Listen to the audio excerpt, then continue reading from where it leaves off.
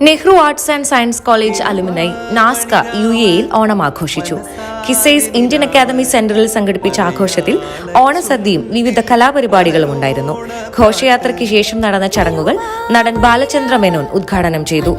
President Suresh Puravankara അധ്യക്ഷത വഹിച്ചു.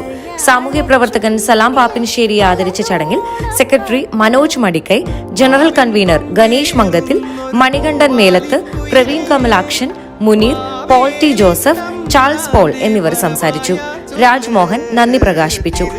ഗായകൻ ദേവാനന്ദ്, നാടൻപാട്ട് കലാകാരി പ്രസീത ചാലക്കുടി എന്നിവരുടെ നേതൃത്വത്തിൽ ഗാനമേളയും നടന്നു.